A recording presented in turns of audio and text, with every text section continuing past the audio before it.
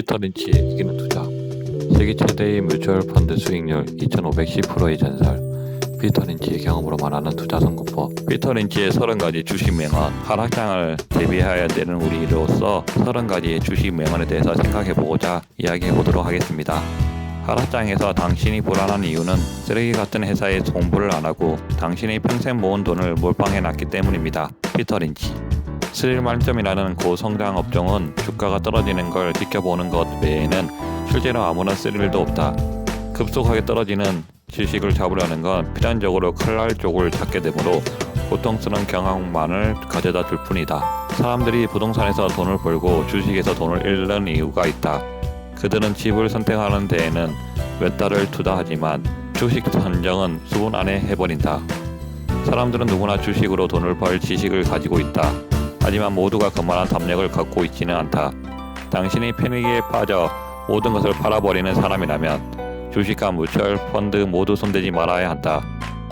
주식시장은 확신을 요구하며 확신이 없는 사람들은 반드시 희생된다. 무엇을 소유하고 있는지, 왜 그것을 소유하고 있는지를 알아라. 주식시장이 하락하는 것은 1월에 눈보라시는 것만큼이나 일상적인 일이다. 대비만 되어 있다면 주가 하락이 당신에게 타격을 줄 수는 없다.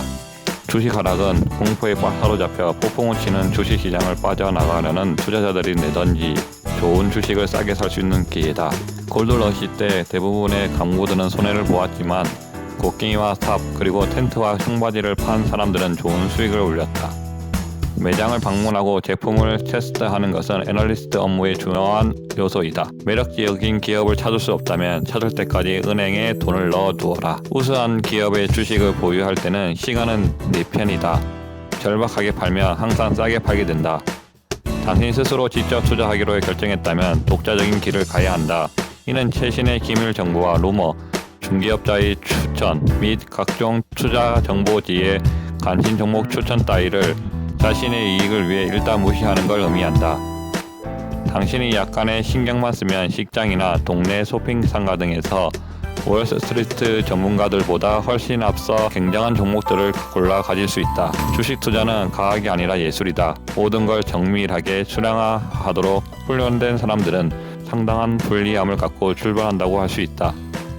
만약 매우 경쟁이 심하고 복잡한 업종에 속하며 뛰어난 경영진을 갖춘 우수한 회사의 주식을 갖는 것과 아무 경쟁도 없는 단순한 산업에 속하며 평이한 경영진을 갖춘 평범한 회사의 주식을 갖는 것 중에 선택하라면 나는 후자를 선택하겠다. 우선 그것이 이해하기 쉽기 때문이다. IQ로 볼 때 인류 투자자는 표시 상위권 3%와 하위권 10%의 사이에 속할 것이다. 은밀히 추천되는 주식들은 최면적 효과가 갖고 있어 그에 대한 얘기는 대개 감정적 호소력이 갖는다. 그래서 사람들은 그 열기의 도취에 사실 얻어질 아무것도 없다는 걸 간파하지 못하게 된다. 극단적으로 높은 PER 비율은 마치 안장을 얹고 뛰는 경종말이 불리하듯 주식에 있어서도 거의 예외 없이 그렇다.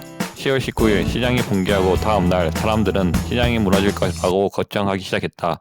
시장은 이미 무너졌고 예측하지 못하고서도 살아남았는데도 사람들은 시장이 또 무너질 것이라고 겁에 질렸다. 이번엔 당하지 않겠다고 시장에 빠져나온 사람들은 시장이 상승하자 또 다시 당한 셈이 되었다. 불확실성을 감수하고 주식에 투자하는 사람이 얻는 가장 커다란 이점은 올바른 선택에 대한 이례적인 보상을 받는다는 사실이다.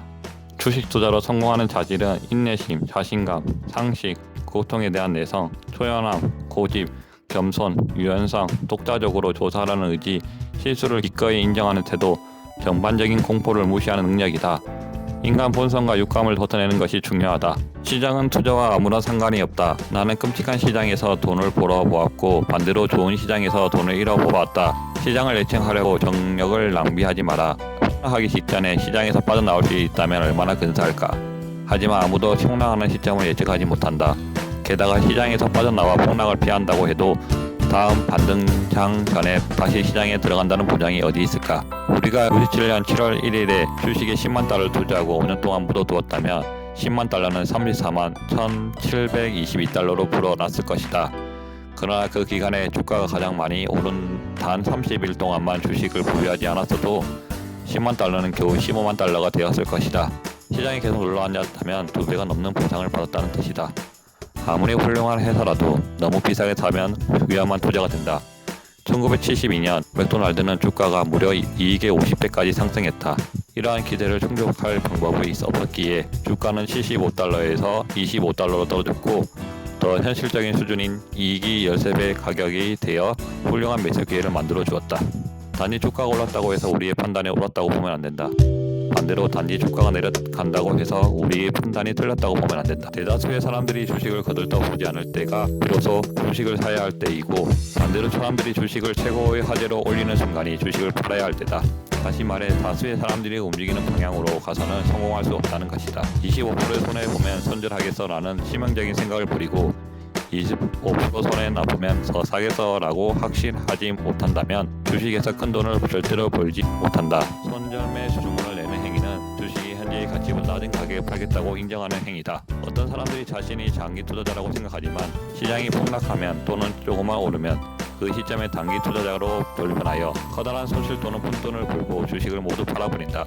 투자라는 변덕스러운 사업에서는 공포에 빠지기 쉽다.